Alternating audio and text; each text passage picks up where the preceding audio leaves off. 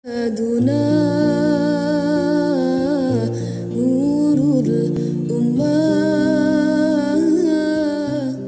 هذا بيتنا في كل يوم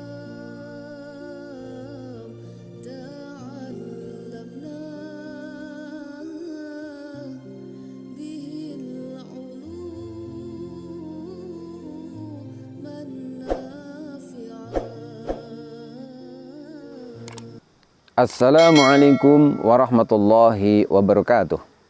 Nahmadukallahumma kama amartana an nahmad wa nusalli wa nusallimu ala sayyidina Muhammadin wa ala alihi wa ashabihi wa tabi'in wa tabi'ihim bi ihsanin ila yaumi liqa'illahi samad. Amma ba'du. Sahabat salami yang dimuliakan Allah Subhanahu wa taala. Alhamdulillahi rabbil alamin. Kita haturkan rasa syukur kita pada Allah Subhanahu wa taala atas begitu banyak nikmat-nikmat yang Allah berikan kepada kita. Mudah-mudahan setiap nikmat yang Allah berikan kepada kita makin menambah keimanan dan ketakwaan kita pada Allah Subhanahu wa taala. Salat dan salam kita haturkan kepada junjungan kita Nabi Agung Muhammad sallallahu alaihi wasallam. Mudah-mudahan dengan rasa cinta kita, dengan kesungguhan kita untuk mengikuti sunnah-sunnahnya, maka insyaallah kita diberi syafaatnya pada hari kiamat dan berkumpul bersamanya di surga Allah. Amin ya rabbal alamin. Sahabat salami yang dimuliakan Allah Subhanahu wa taala. Alhamdulillahirabbil alamin, kita kembali bisa meneruskan belajar membaca Al-Qur'an metode salami. Pada kesempatan kali ini kita akan membahas tentang cara wakaf, cara menghentikan bacaan kita.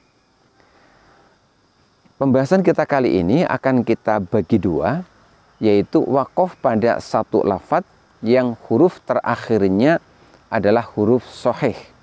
Huruf shahih yang dimaksud di sini adalah huruf terakhirnya adalah huruf hijaiyah selain alif, wawu, dan ya. Sekali lagi, wakaf pada lafadz yang huruf terakhirnya adalah huruf shahih, yaitu huruf hijaiyah selain alif, wawu, dan ya. Kemudian yang kedua nanti adalah tentang cara wakaf pada satu lafadz yang huruf terakhirnya adalah huruf ilat. Huruf ilat itu adalah huruf hijaiyah, yaitu alif, wawu, dan ya. Kita mulai yang pertama. Apabila kita wakaf pada satu lafadz yang huruf terakhirnya adalah shahih, yaitu selain alif, wawu, atau ya, maka yang pertama yang bisa kita praktekkan adalah dengan cara mensukun huruf terakhir.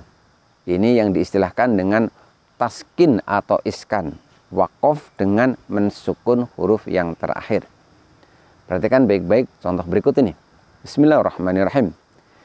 Dzalikum khairul lakum in kuntum ta'lamun. Lafaz terakhir di situ tertulis ta'lamuna, lalu kita baca ta'lamun. Kita sukun nun fathahnya. Kemudian yang berikutnya selain dengan cara taskin atau iskan tadi, wakaf berikutnya yaitu yang disebut dengan wakaf raum, yaitu wakaf dengan membunyikan huruf namun bunyinya hanya lirih atau lemah. Ulama memberikan definisi wakaf raum yaitu isma'ul muharrak bisautin khafiyyin, yaitu memperdengarkan huruf berharokat dengan bunyi lemah. Wakaf raum bisa dipraktekkan pada satu lafadz yang huruf terakhirnya berharokat kasroh atau dhammah, kasrotain atau dhammatain. Tidak boleh pada yang berharokat fathah. Perhatikan contoh berikut ini. Lailatul qadri khairum min alfi syahri. Lafaz syahrin ketika kita praktekkan secara raum maka bunyinya menjadi syahri, namun bunyinya lemah. Kemudian yang berikutnya, contoh berikut ini adalah untuk yang huruf terakhirnya berharokat dhammah. Idza jaa nasrullahi wal fathu. Wal fathu tetap kita bacakan wal fathu, namun hak dhammahnya bunyinya lirih. Demikianlah tentang waqaf raum, yaitu dengan waqaf dengan membunyikan huruf yang berharokat dengan bunyi lemah.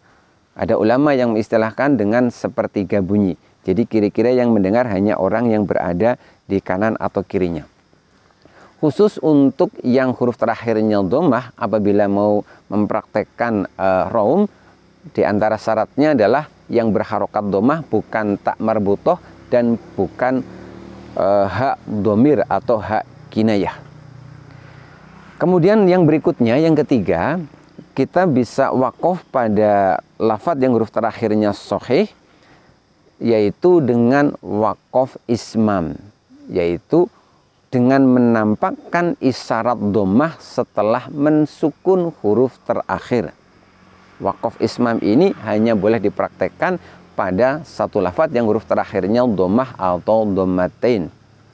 Perhatikan dua contoh berikut ini. Wa haramna 'alaihil maradi'a min qabl. Jadi min qablu di situ kita sukun huruf terakhirnya yaitu huruf lam. Setelah itu kita memberikan isyarat dhammah, yaitu dengan memanyunkan kedua bibir. Contoh berikutnya. Qala ya qaumi inni lakum nadhirum mubin. Mubinun kita baca mubin. Jadi setelah kita mensukun nun, kemudian kita melanjutkannya dengan memberikan isyarat dhammah, yaitu dengan memanyunkan kedua bibir. Inilah waqaf ismam. Yang perlu diperhatikan di sini bahwa waqaf raum dan waqaf ismam ini hanyalah salah satu alternatif. Jadi Rasul mengajarkan pula selain iskan atau taskin tadi, artinya hanya pilihan lain, bukan wajib. Untuk ismam, di antara syaratnya adalah bahwa huruf yang terakhir walaupun berharokat dhammah atau dhammatain, huruf terakhirnya bukan tak marbutoh, juga bukan hak kinayah atau hak dhamir. Sahabat salami yang dimuliakan Allah Subhanahu wa taala. Kemudian yang berikutnya, cara waqaf pada lafadz yang huruf terakhirnya sahih, yaitu bukan huruf alif, wawu dan ya, yaitu dengan cara ibdal. Apakah itu ibdal? Ibdal adalah secara makna artinya mengganti.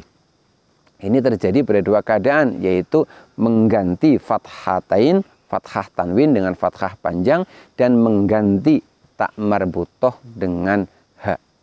Perhatikan dua contoh berikut ini. Bal kanallahu bima ta'maluna khabira. Perhatikan lafadz yang terakhir, khabira. Tertulis khabiron, namun kita baca khabira.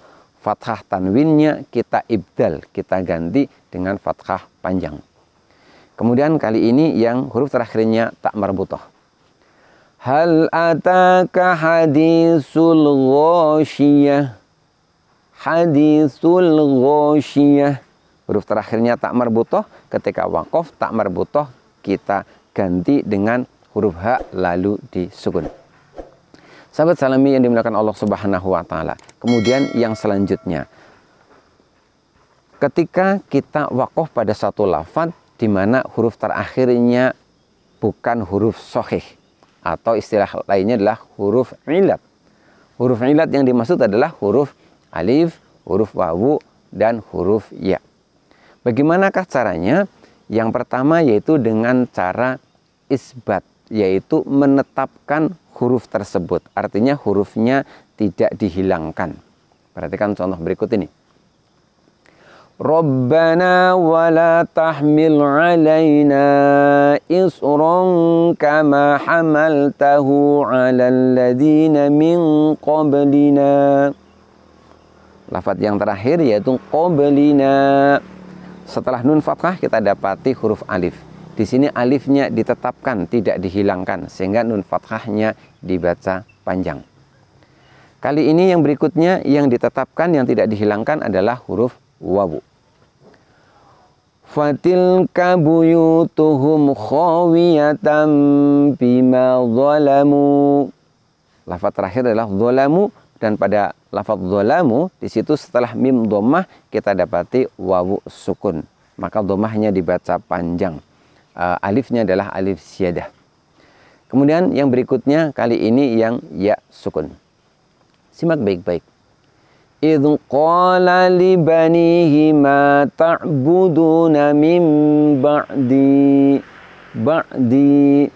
Huruf terakhirnya adalah huruf ya sukun. Di sini ya sukunnya tetap dibaca sehingga kasrohnya dibaca panjang. Kemudian yang kedua yang kita praktekkan ketika kita waqaf pada lafaz yang huruf terakhirnya adalah alif, wawu atau ya adalah sebaliknya, yaitu dengan hadzf. Hadzf artinya adalah menghilangkan. Jadi di sini kita menghilangkan huruf alif, wawu atau ya sukun. Perhatikan contoh berikut ini. Ala inna samuda kafaru rabbahum ala bu'dan li samud. Pada lafaz li samud di situ aslinya terdapat huruf alif di situ. Namun alifnya adalah alif ziyadah saja. Di sini alifnya ditiadakan sehingga ketika waqaf huruf dalnya yang disukun.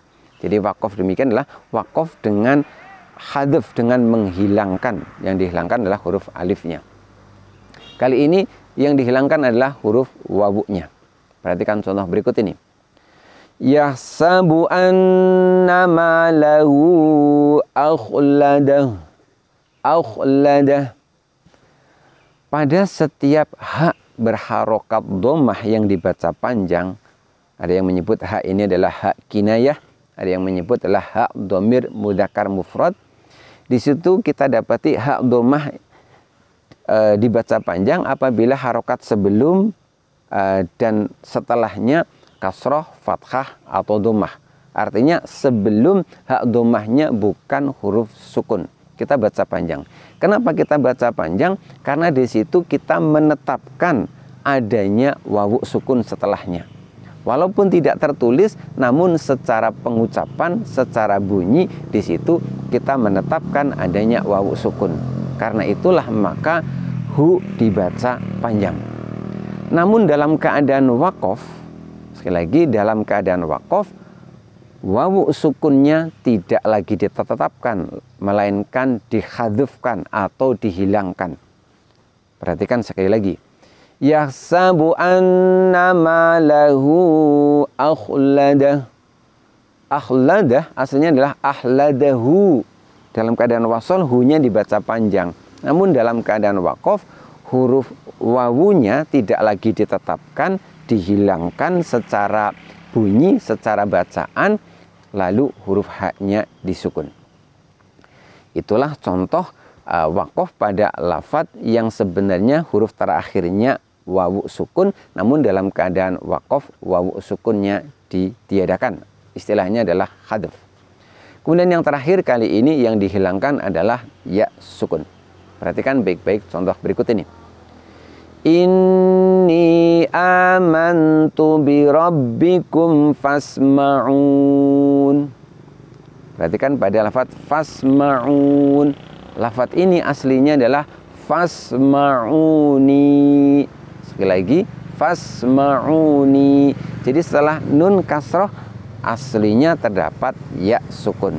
Namun dalam keadaan waqaf ya sukunnya ditiadakan, lalu ketika kita waqaf nun kasrahnya diganti dengan nun sukun. Jadi inilah contoh waqaf dengan hadzf, menghilangkan ya sukun. Sahabat Salami yang dimuliakan Allah Subhanahu wa taala, demikian pembahasan kita tentang cara waqaf pada satu lafaz yang huruf terakhirnya sahih, yaitu huruf hijaiyah selain alif, wawu dan ya, dan waqaf pada lafaz yang huruf terakhirnya adalah huruf ilat. Yang dimaksud huruf ilat adalah huruf alif, wawu dan huruf ya. Mudah-mudahan pembahasan kita bermanfaat. Insya Allah kita lanjutkan kembali pada pembahasan-pembahasan yang lain.